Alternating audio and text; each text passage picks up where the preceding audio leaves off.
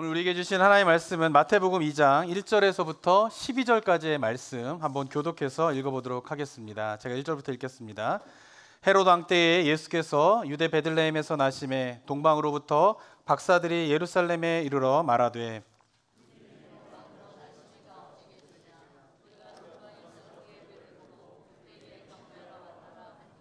헤롯 왕과 온 예루살렘이 듣고 소동한지라.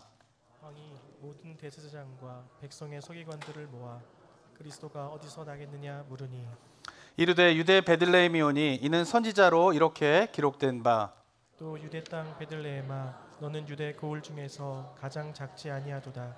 내게서 한 다스리는 자가 나와서 내 백성 이스라엘의 목자가 되리라 하였음이니이다.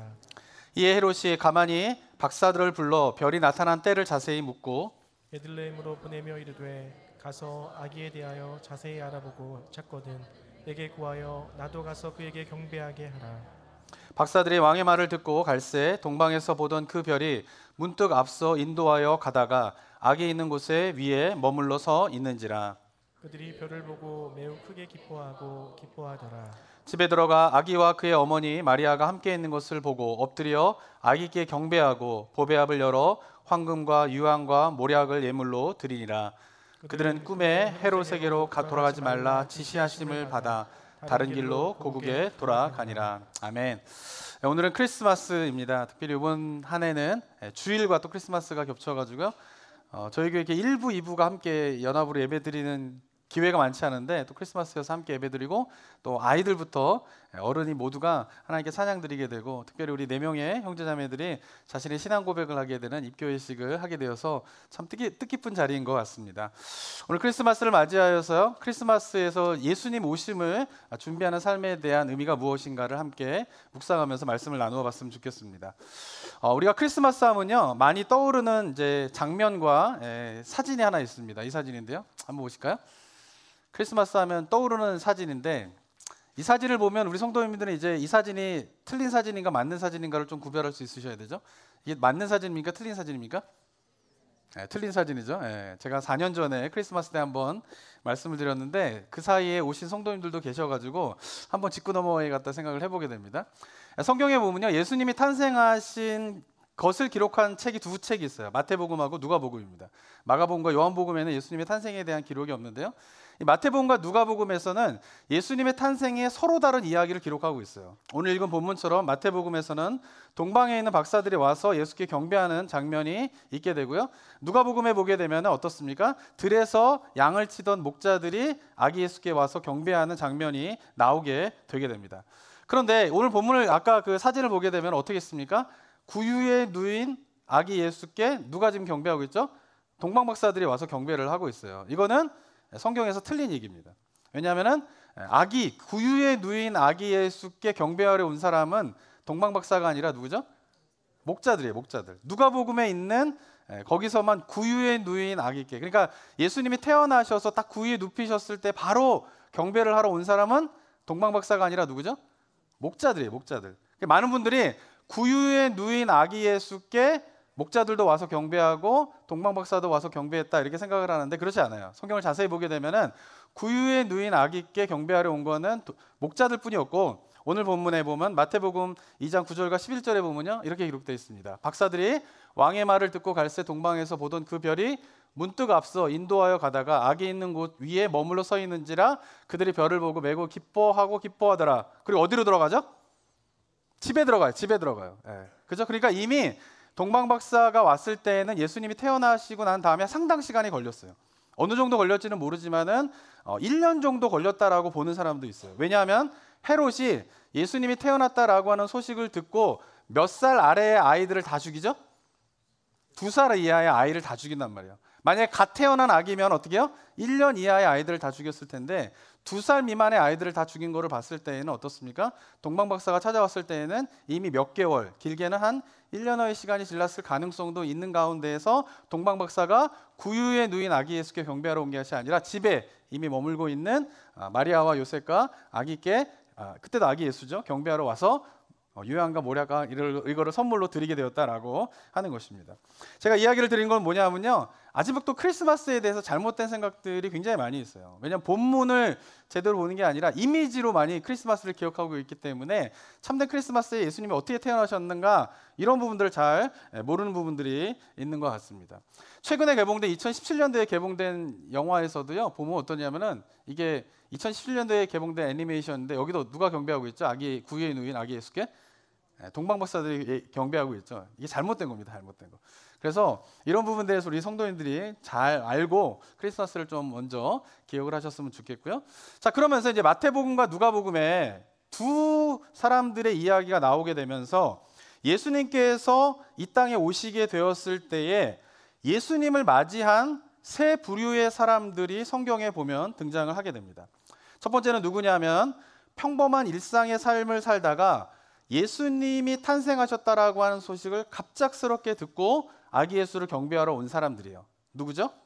들에서 양을 치던 목자들입니다.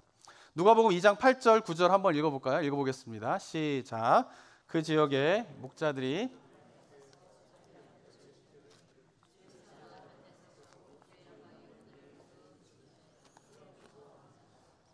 여느 때와 같이 들에서 양을 치던 목자들이 있었는데 어느 날 어떻게 해요? 양을 치던 목자들이 주의 천사가 와서 소식을 전해줍니다. 10절에 보면은 천사가 이르되 무서워하지 말라. 보라, 내가 온 백성에게 미칠 큰 기쁨의 좋은 소식을 너에게 전하노라. 오늘 다윗의 동네에 너희를 위하여 구주가 나셨으니 곧 그리스도 주시니라 라는 소식을 듣고 아기 예수를 경배하게 됩니다.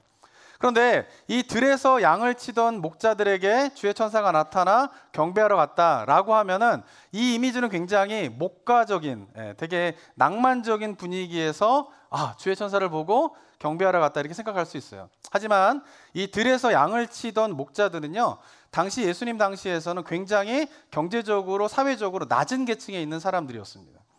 왜냐하면 이 팔레스타인 지역은 어떤 곳이었냐면은 사시사철 비가 내려가지고 양이 먹을 수 있는 풀이 어디에나 펼쳐져 있는 땅이 아니에요.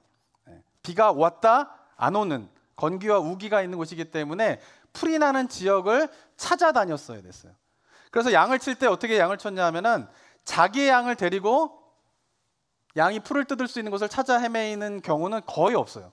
대부분의 경우는 어떠냐 하면은 양을 데리고 이곳 저곳을 돌아다니는 직업적으로 돈을 받고 양을 치는 목자들이 굉장히 많았습니다.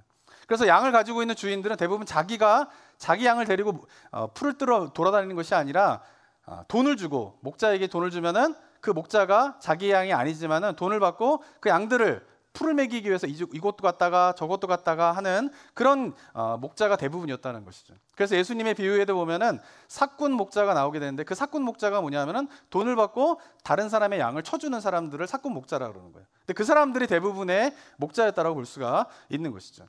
그래서 이들은 굉장히 사회적으로 인식이 좋지 않았습니다.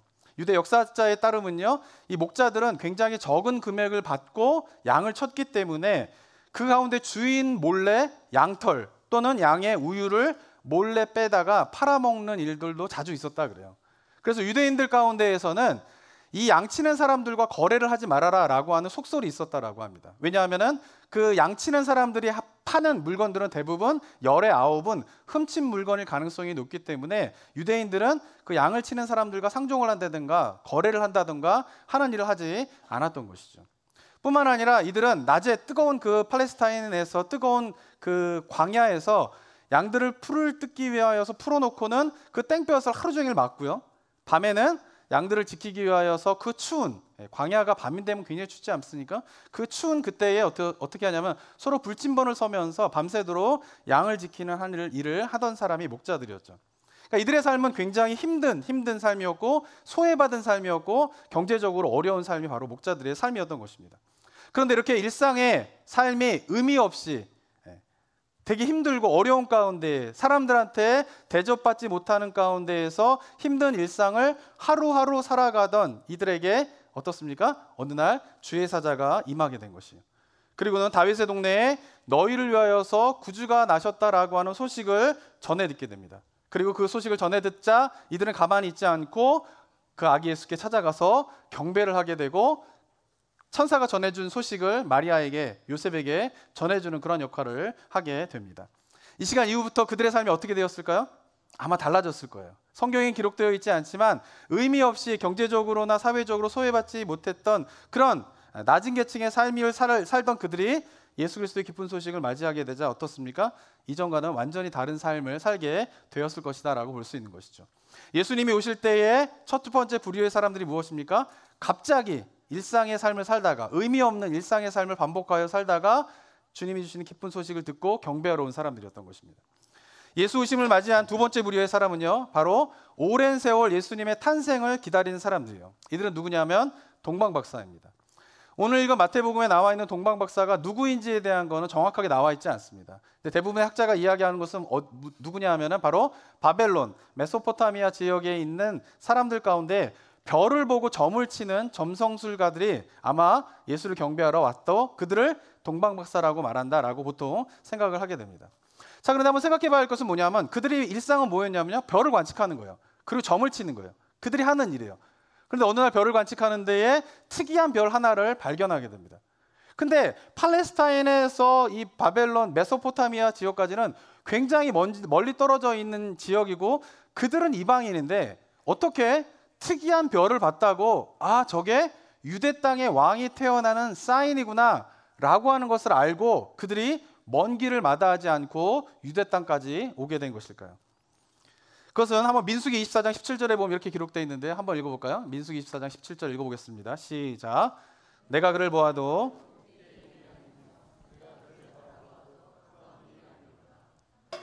야곱에게서 나오며 한 규가 이스라엘에게서 일어나서 모압을 이쪽에서 저쪽까지 쳐서 무찌르고 또 셋의 자식들을 다 멸하리로다. 네, 민수기 24장 17절에 보면은 야곱에게서 뭐가 나온다고요? 한 별이 나온다 이렇게 이야기를 하고 있습니다. 근데 야곱에게 한 별이 나온다라고 우리나라 말 성경하고 히브리 성경에는 이렇게 번역되어 있는데 히브리어 성경, 구약 성경 가운데에는 헬라어로 번역된 성경도 있지만 아람어로 번역된 성경이 있어요. 근데 그 아람어로 번역된 성경이 뭐냐면 탈굼이라고 하는 성경이거든요. 근데 그 성경에서는 민수기 24장 17절을 이렇게 번역을 합니다. 한번 읽어볼까요? 밑에 걸 한번 읽어보겠습니다. 시작. 내가 그를 보아도 가까운 일이 아니로다. 야곱의 집에서 나온 위대한 왕이 다스리게 될 때, 그리고 메시아와 그 강한 규가 이스라엘에서 기름 부음을 받을 때. 똑같은 히브리어 본문을 아람어로 번역할 때 어떻게 번역했습니까? 한 별이라고 기록한 거를 뭘로 번역했어요? 위대한 왕이. 야곱의 집에서 한 별이 나올 것이다. 그걸 어떻게 번역했어요? 야곱의 집에서 위대한 왕이 나올 것이다. 그리고 규가 나올 것이다 라고 되어 있는데 그 번역을 어떻게 하고 있습니까? 메시아와 그 강한 규가 나오게 될 것이다 라고 번역하고 있는 것이에요. 근데 이 성경이 뭐냐면 아람어 성경이에요. 아람어 성경. 이 아람어 성경은, 아람어는 어느 지역의 언어이냐면 메소포타미아 지역의 언어예요. 그러니까 메소포타미아에서 온 동방박사들이 쓰는 언어가 무엇이었을까요? 아람어일 가능성이 높아요. 근데 그 아람어를 쓰고 있는 그 아람어 성경에서 뭐라고 이야기하고 있냐면 한 별이 나올 것인데 그 별을 아람어 성경에서는 뭘로 번역하고 있어요? 메시아가 태어나는, 왕이 태어나는 것으로 번역하고 있었다라고 하는 것입니다. 그런데 이 아람 지역, 아람어를 쓰고 있는 메소포타미아 지역은 BC 6세기와 7세기와 6세기에 이스라엘, 북이스라엘과 남유다가 멸망하게 되면서 거기에 포로로 잡혀갔던 지역이에요. 그리고 그들이 오랜 시간 동안 그곳에서 살게 됩니다. 그리고 일부는 귀환했지만 또 일부는 그 속에서 남아서 계속 살아가고 있었던 지역인 것이죠. 동방박사들이 한 별을 보고 유대 땅에 왕이 태어났구나 라고 하는 것을 어떻게 알 수 있었을까요? 그것은 바로 그 지역에 있었던 유대인들을 통하여서 전해진 구약 성경의 말씀, 민수기의 말씀, 그리고 그 지역의 유대인들이 오랫동안 살면서 그들이 전해오는 이야기들을 그들이 들었던 것이에요. 그러니까 동방박사들이 별을 보고 예수님에게 경배하러 온 것은 갑자기 어느 날 별을 보니까 무슨 신기가 발현돼가지고 저 별을 보니까 저건 유대의 왕이 났다는 이야기네 라고 온 것이 아니라 그 아람 지역에서는 오랫동안 어떤 이야기가 전해져 있었던 것이에요? 특이한 별이 나오게 되면 그것은 어떤 거예요? 야곱의 족속, 유다 땅에 왕이 태어난 것이다 라고 하는 그 사인이다 라고 하는 이야기가 오래전부터 내려와 있었다라고 하는 것이죠. 그래서 동방박사들은 아마도 오랜 시간 동안 그것을 알고 기다렸을 것이에요. 그런데 어느 날 일상으로 자기가 반복해서 하고 있던 별을 관측하다가 바로 그 별을 보게 된 것이죠. 만약에 그들이 기다리지 않았다면, 그것을 오랫동안 알지 못했다면 특이한 별을 봤다고 저것이 유다 땅의 왕이 태어나는 별이다라고 알지 못했을 것이에요. 근데 그들은 오랫동안 그것을 알고 있었고 기다렸기 때문에 그 별을 보자 어떻습니까? 유대 땅에 왕이 태어나는 사인이구나라고 하면서 먼 길을 마다하지 않고 오게 된 것이에요. 그리고 오늘 본문 속에 보면은 그들이 와서 누구를 찾아갑니까? 헤롯 왕을 찾아가잖아요. 헤롯 왕을 찾아가자마자 뭐라고 묻습니까? 저 별이 도대체 무슨 별입니까? 이렇게 묻지 않는다고요. 유대의 왕이 어디서 나셨습니까? 라고 물어보는 거예요. 그 말은 무슨 말이냐면 동방 박사는 이미 그 별이 유다 왕에 대한 사인임을 알고 있었던 것이죠. 그리고 그것은 구약에 예언된 바로 메시아에 대한, 왕에 대한 사인임을 그들이 이미 알고 있었다라고 하는 것입니다. 이처럼 예수님이 오실 때의 두 번째 부류의 사람은 어떤 사람입니까? 오랫동안 메시아가 올 것을 기다리고, 그리고 메시아가 오게 되었을 때에 그 메시아께 가서 경배를 드린 사람이에요. 마지막으로 예수님의 오심을 맞이하는 세 번째 부류의 사람은요, 동방 박사들과 같이 오랫동안 메시아가 올 것을 알고 있었던 사람들이에요. 그런데 그들은 정작 메시아가 오자 메시아가 온 것도 알지 못했고, 메시아가 왔는데 그들은 경배하러 오지 않은 사람들입니다. 누구죠? 바로 유대 지도자들이에요. 유대 지도자들은 구약에 예언된 예수님에 대한 예언들을 너무나 잘 알고 있었어요. 제가 지난 시간에도 나누었지만은 창세기에서부터 예수님이 태어나시기 전 2000년, 거의 2000년 가까운 때부터 구체적으로 예수님의 탄생에 대한, 메시아에 대한 예언이 있었단 말이에요. 그리고 2000년의 시간들 속에서 많은 선지자들이, 많은 예언자들이 메시아가 태어날 것에 대한 것을 이야기하고 그것을 유대 지도자들은 너무나 잘 알고 있었어요. 근데 처음에 메시아에 대한 예언이 구약이 등장하게 되었을 때 이스라엘 백성들은 처음에 관심이 없었어요. 왜? 그들이 팔레스타인 땅에서 다윗 왕조와 솔로몬 왕조를 건설하게 되면서 편안하게 살았기 때문에 그때는 메시아를 기다리고 메시아를 대망하는 그런 생각들이 없었어요. 근데 그들이 북이스라엘이 포로로 잡혀가게 되고 남유다가 포로로 잡혀가게 되면서 포로 생활을 하게 되면서 그들이 잊고 있었던 메시아에 대한 예언을 떠올리게 됩니다. 그리고 그때부터 어떻게 해요? 자신의 이 포로 생활을 구원해 줄 메시아가 태어날 것에 대해서, 메시아가 나타날 것에 대해서 갈망하고 기다리게 돼요. 그런데 수백 년이 지나 정작 메시아가 태어나게 되었을 때 그들은 알고 있었지만, 기다리고 있었지만, 그런데 정작 메시아가 태어날 때는 메시아가 태어난 것을 알지 못했어요. 그리고 그들은 경배하러 오지 않았다라고 하는 것입니다. 사랑하는 성도 여러분, 2000년 전에 예수 그리스도가 이 땅에 오셨을 때에 예수 오심에 대한 세 부류의 사람들의 이야기를 들으시면서 어떤 생각이 드십니까? 저는 올해 크리스마스를 맞이하게 되면서요, 이게 설교자가 누리는 은혜인 것 같아요. 설교자. 저는 이제 본문을 그냥 쭉, 제가 뭐 주제를 정해가지고 이번 주에는 우리 성도님들한테 이런 얘기를 해야지, 뭐 다음에는 이런 얘기를 해야지, 이렇게 하지 않습니다. 설교를. 본문을 정해놓고 본문이 쭉 이끌어가는 이야기들을 그냥 성도님들에게 전하는 설교를 하고 있거든요. 근데 이번에 크리스마스를 맞이하게 되면서 한 달 전부터 새벽 기도회 때에 묵상하고 있는 본문이 뭐냐면 데살로니가 전서부터 디모데 전서까지를 쭉 묵상하고 있어요. 근데 데살로니가 전서부터 디모데 전서와 이제 후서를 지금 들어가고 있는데 그것을 쭉 묵상하는데 여기에서 반복적으로 나오고 있는 가르침이 뭐냐면 예수 그리스도의 재림에 대한 것이에요. 그래서 지난 한 달 동안 제가 새벽 기도회를 묵상하면서 계속 제 마음 가운데 묵상하고 있었던 것은 뭐냐면은 예수 그리스도의 재림에 대한 것을 묵상하게 되면서 크리스마스를 맞이하게 되었습니다. 그러면서 이 시대의 교회가, 이 시대 그리스도인들이 과연 예수께서 다시 오시겠다라고 약속하셨는데 그 주님 오심에 대해서 어떠한 자세로 지금 우리가 신앙생활을 하는 것인가에 대해서 많이 기도하면서 생각을 해보게 되었습니다. 우리가 살고 있는 시대는요, 예수님께서 부활 승천하시고 다시 오시겠다라고 약속을 한 지 2000년의 시간이 흘러가고 있는 시점에 우리가 있습니다. 자, 지난주 설교에도 말씀드렸지만 예수 그리스도가 오시기 전 2000년 전에 야곱을 통하여서 메시아가 태어날 것을 예언하셨어요.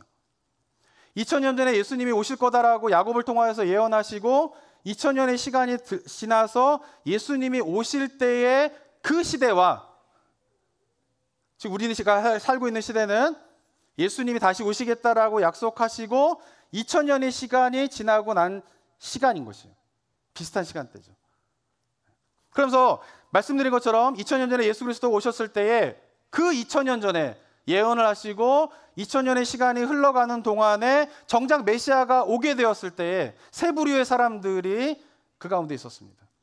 첫 번째는 의미 없이 일상의 삶을 살던 자들이 갑작스럽게 예수 탄생의 소식을 듣고 경배하러 오게 되면서 예수 탄생의 그 영광스러운 자리에 서게 되는 자들이에요.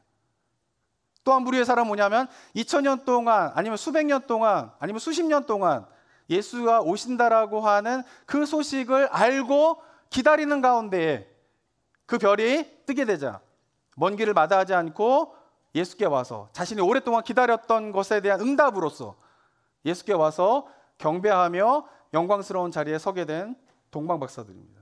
그리고 마지막으로는 오랜 시간 예수가 오신다라고 하는 약속의 말씀을 받았지만 그리고 그들은 한때는 기다리긴 했지만 그런 어느 순간 예수 그리스도가 정말 오게 되었을 때에는 그 기다리던 예수 그리스도가 왔는지도 알지 못한 채 그 영광스러운 자리에 참여하지 못한 유대인들입니다.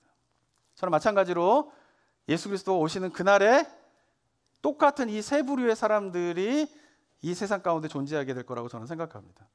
예수님께서 약속하신 대로 다시 오시게 되었을 때에 어떤 사람들은 의미 없이 지친 일상의 삶을 살다가 갑자기 예수님 오심에 대한 소식을 듣고 그때도 늦지 않은 가운데에서 그 예수 그리스도 앞에 그 영광스러운 자리에 서게 되는 자들이 있는가 하면 오랜 시간 동안 예수 그리스도를 기다리며 믿음을 지키는 가운데에 결국 자신의 기다림의 끝에 그 영광스러운 자리에 서게 되는 자들도 있게 되는 반면 어떤 경우는 오랫동안 예수 그리스도가 오신다라고 하는 소식은 익히 들어서 알고 있고 한때는 그것을 믿기도 했고 한때도 그것을 갈망하기도 했지만 정작 예수 그리스도가 오셨을 때에는 그 영광스러운 자리에 서지 못하게 되는 사람들도 있게 될 것이다라고 하는 것입니다. 사랑하는 성도 여러분, 우리 성도님들은 이 세 가지 부류의 삶 가운데에 약속하신 대로 주님이 오시게 되는 그날에 어떤 부류의 사람으로 서기를 원하십니까? 자, 크리스마스를 맞이하여서 우리 성도님들에게 드리고 싶은 말씀은 무엇이냐면 크리스마스는요 세상 사람들도 다 즐거워하는 날이에요. 그죠? 오늘도 아이들이 율동하고 노래하는 거 보면 얼마나 기쁩니까? 기쁜 날이면 틀림없어요. 자, 그런데 세상 사람들이 다 기뻐하는 그 크리스마스이지만 그리스도인들에게만큼은 크리스마스가 다른 의미가 있어야 됩니다. 그것은 무엇이냐면 크리스마스는 2000년 전에 과거에 예수 그리스도의 오심을 기뻐하고 축하하는 날만이 아니라 그리스도인들에게 있어서는 크리스마스는 장차 앞으로 2000년 전에 약속하신 그 예수님께서 다시 오시겠다라고 하는 그 약속을 바라보고 소망하는 날이 저는 크리스마스가 되어야 한다고 생각합니다. 이유는 무엇 때문이냐면 예수 그리스도의 오심은 2000년 전 과거에 끝나버린 사건이 아니라 예수 그리스도의 오심은 아직 완성되지 않은 장차 이루어질 약속의 말씀이기 때문에 그런 것입니다. 그렇기 때문에 바라기는 저와 여러분들이 매 크리스마스가 되면은 우리가 2000년 전에 오신 예수 그리스도의 오심을 기뻐하고 즐거워하고 찬양하는 것에서 끝나버리는 것이 아니라 장차 오실 예수 그리스도의 오심에 대한 소망들을 바라보면서 기뻐하고 영광 돌리는 그런 은혜가 우리 성도님들 가운데 있게 되기를 소망합니다. 그리하여서 예수께서 다시 오신다라고 한 약속을 알면서도 유대인들처럼 정작 예수님이 오셨을 때 그 영광스러운 자리에 서지 못하는 그런 어리석은 백성이 되는 것이 아니라 오랜 세월 예수 그리스도를 기다리면서 그리고 정작 예수 그리스도가 오시게 되었을 때에 주님 오심에 대한 그 영광스러운 자리에 참여하여서 경배하며 하나님께 올려드리는 동방박사와 같은 삶이 장차 주님이 오시게 될 때에 여기 계신 모든 성도님들의 삶의 모습이 되시기를 주님의 이름으로 축원합니다. 기도하겠습니다. 사랑과 은혜가 충만하신 하나님 아버지, 은혜 감사드립니다. 2000년 전 주님이 오셨을 때에 주님 오심을 기다리며 주님 오심의 영광스러운 자리에 참여한 자들, 의미 없이 지루한 일상을 살다가 주님 오심에 대한 소식을 갑작스럽게 듣고 그 영광스러운 자리에 참여하게 된 자들이 있었습니다. 하지만 주님 오심에 대한 소식을 오래전부터 알고 있었고 한때는 기다렸지만 정작 주님이 오시게 되었을 때는 그 자리에 참여하지 못하는 자들도 있었습니다. 하나님, 크리스마스를 맞이하여서 2000년 전 주님 오심에 대한 것을 기뻐하며 감사의 고백을 주님께 올려드립니다. 뿐만 아니라 다시 오시겠다라고 하는 주님의 약속의 말씀을 소망하며 바라보며 우리가 주님 앞에 기도하며 나아갑니다. 주님 오시는 그날에 우리가 지금부터 기다리고 있었던 그 영광스러운 자리에 서게 되는 그러한 은혜가 우리 모든 성도님들의 삶 가운데 임하게 하여 주시옵소서. 세상은 그저 크리스마스가 되면 즐거워하지만 그러나 우리 그리스도인들은, 우리 성도님들은 주님 오심에 대한 참다운 의미인 과거에 끝나버린 사건이 아니라 아직 완성되지 않은 주님 오심에 대한 의미를 깨닫고 그것을 바라고 즐거워하는 삶의 모습이 우리 성도님들의 삶의 모습이 되게 하여 주시옵소서. 은혜 감사드리며 예수 그리스도의 이름으로 기도드립니다. 아멘.